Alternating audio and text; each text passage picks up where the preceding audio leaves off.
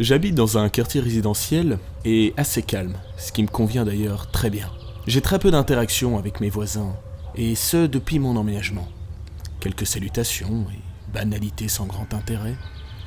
Je ne suis pas du genre à participer aux fêtes de voisinage, et franchement, je préfère vivre ma vie et rester chez moi. Cela fait maintenant une dizaine d'années que je vis dans ce quartier, sans que rien de particulier ne se soit déjà passé. Je rentrais chez moi, après une journée de travail.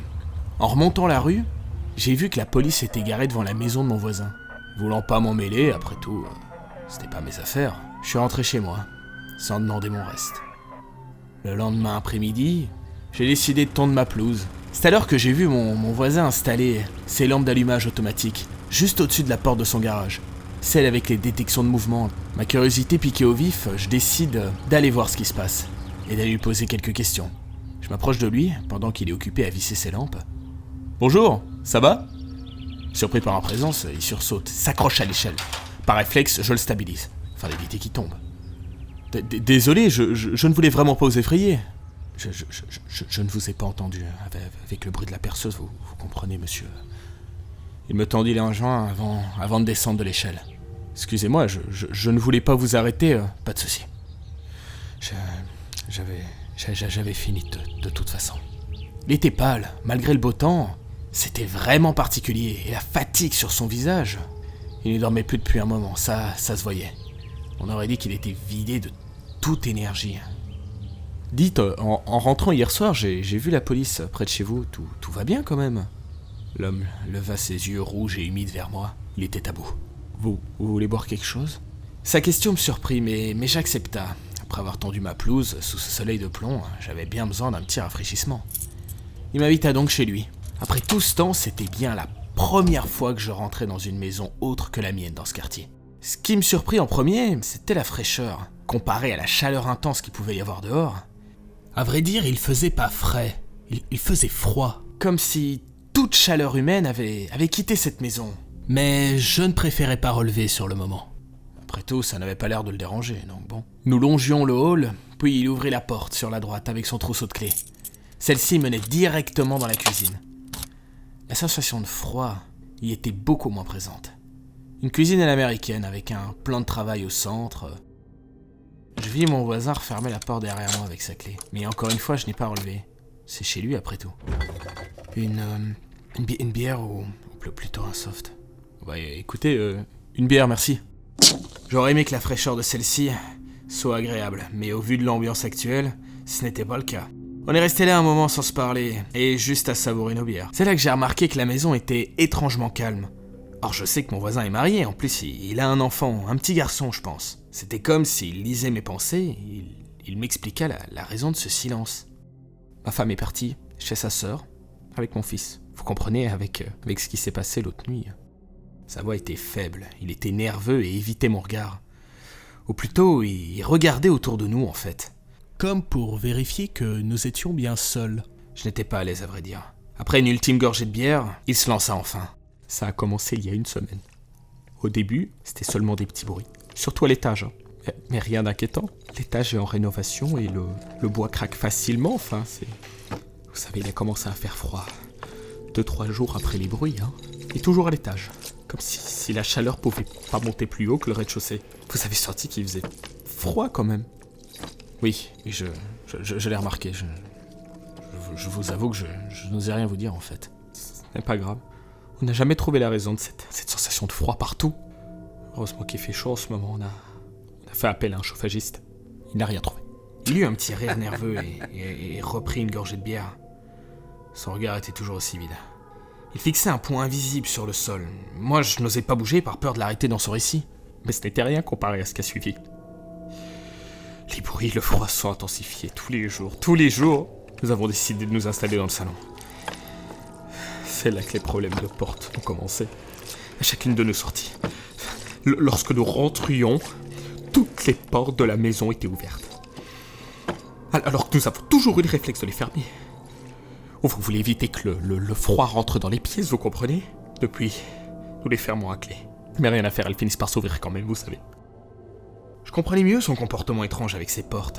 J'ai instinctivement fixé celle qui menait vers le hall, comme si, à ces mots, elle allait s'ouvrir. Évidemment, il n'y a rien eu. J'ai remarqué que mon voisin avait fait de même avant de me regarder. J'ai préféré ne rien dire et prendre une nouvelle gorgée de ma bière. Il prit ça pour un signe sûrement et continua. Mais hier soir, ce fut le coup de grâce. La salle de bain est à l'étage. Bizarrement, l'eau n'est pas impactée par le froid. Ma femme sortait de la douche quand elle l'a vu. Mon Dieu, elle a hurlé. Je suis monté pour voir ce qui se passait. Mon fils est resté dans le salon. Je l'ai vu moi aussi, je l'ai vu. Cet homme était vraiment beau. Cette silhouette, grande, mince. Mais ses yeux, mon Dieu. Ses yeux, je les oublierai pas. Il se tenait en face de la fenêtre à côté de l'escalier. Je voyais de quelle fenêtre il parlait. C'était celle qui était juste en face de mon bureau. Je suis désolé, je n'ai rien vu. Vous êtes sûr hier soir ? Il me regardait à nouveau. Il avait les larmes aux yeux. Ma femme et moi, nous ne bougeons plus. Nous étions pétrifiés. Et cette chose nous fixait avec ses yeux horribles, en reculant dans le noir. La forme disparut sans un bruit. J'ai mis un moment avant d'appeler la police. Ils pensent que c'est simplement un voleur qui a voulu nous faire peur ou essayer d'entrer, mais ils savent pas ce que j'ai vu. C'est à ce moment qu'il a craqué. Ils savent pas. Je me suis approché de lui pour le retenir avant qu'il ne s'effondre. Je suis désolé. J'étais vraiment mal à l'aise. Je le fis s'asseoir. Je suis désolé. Non, attendez. Vous avez besoin de vous reposer.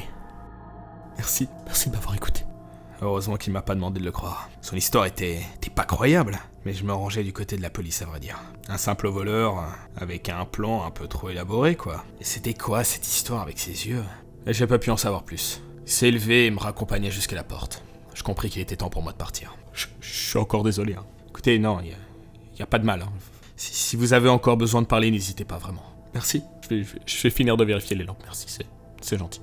Pour une première rencontre, à vrai dire, ce fut intense. Ce qui m'étonna le plus, c'est qu'il s'est livré à moi, sans filtre.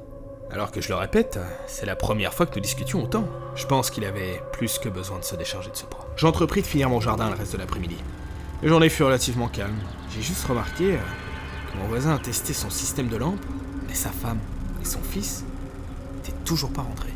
La nuit, je décide d'avancer dans mon travail. Je m'installe à mon bureau, et mon regard est automatiquement attiré vers cette fenêtre. Je repense à son histoire, mauvaise idée. Je sens un frisson d'horreur me parcourir et je tente de me concentrer sur mon écran plutôt que sur cette maudite fenêtre. C'est alors que les lampes de mon voisin s'allument. Je sursaute presque. Je me lève d'un bond de ma chaise et me précipite à ma fenêtre pour regarder ce qui se passe. Ces lampes sont si puissantes qu'elles m'aveuglent. Je n'arrive à rien distinguer. J'essaie de me concentrer, mais je ne vois rien. Elles s'éteignent aussi brusquement qu'elles se sont allumées. Je reste en face de cette fenêtre. C'est là que je les ai vues. 2 points rouges lumineux fixes à travers cette fenêtre. J'ai à peine le temps de cligner des yeux qu'ils disparaissent instantanément. Non, c'est pas possible. Non, j'ai dû rêver. C'est ces foutues lampes là, il y a dû avoir une espèce d'effet de persistance rétinienne, c'est tout. C'est alors que je l'ai entendu. Mon voisin hurler. Un cri à vous glacer le sang. Je me précipite sur mon téléphone, j'appelle la police. Je leur explique qu'un intrus est rentré chez mon voisin. Je suis resté dans mon bureau à épier le moindre mouvement suspect, la peur au ventre. La police est venue sonner chez moi, 1 heure après leur intervention. Un agent m'a alors appris que mon voisin s'était suicidé, pendu à l'étage, et qu'il allait prévenir la famille. Mon Dieu, quelle horreur. Ils m'ont posé quelques questions, mais comme nos échanges étaient quasi inexistants, sauf pour aujourd'hui, je n'ai pas pu plus les aider que ça. Je n'ai pas fermé l'œil de la nuit. Quelle journée horrible. Et croyez-moi, la suivante fut pire. Je n'ai rien fait de particulier. J'étais vidé, je ne savais pas pourquoi. Était-ce la mort de mon voisin, son histoire, ces étranges points rouges à la fenêtre ? Je ne sais pas. J'ai décidé d'avancer encore une fois dans mon travail, malgré cette sensation de malaise liée à l'événement d'hier. Malgré ça, la journée passa assez vite. La nuit s'installa sans que je m'en rende compte. C'est là que ça s'est reproduit. Les lampes d'en face se sont allumées à nouveau. J'ai de nouveau bondi de surprise. Malgré l'aveuglement de la lumière, je l'ai vue au milieu de la rue. Cette silhouette noire, grande, géante même. Mince, très très mince, et ses mains étaient accompagnées de longs doigts fins et pointus. La lumière des lampes ne reflétait rien sur lui, comme s'il l'absorbait. Il n'était qu'une ombre. Son visage était noir comme le reste de son corps, mais ses yeux, ces horribles yeux rouges, qui me fixaient, ils m'ont figé de peur. Et le pire, c'est qu'il souriait. J'en suis certain. Une ouverture comme une déchirure en dessous de ses yeux, allant d'un bout à l'autre de son visage. Je tremblais de peur. J'avais du mal à respirer. Au moment où cette chose fit un pas vers ma maison, les lumières se sont éteintes. Je me suis approché de ma fenêtre pour mieux voir, mais plus rien. La créature n'était plus là. Ça fait maintenant 3 jours que je dors dans mon salon à cause des bruits et du froid persistant à l'étage. Les portes ont commencé à s'ouvrir sans raison. J'ai tenté de dormir à l'hôtel, mais les phénomènes ont empiré. Les bruits plus forts, le froid plus intense dans la chambre. Comme si je ne pouvais pas quitter ma maison.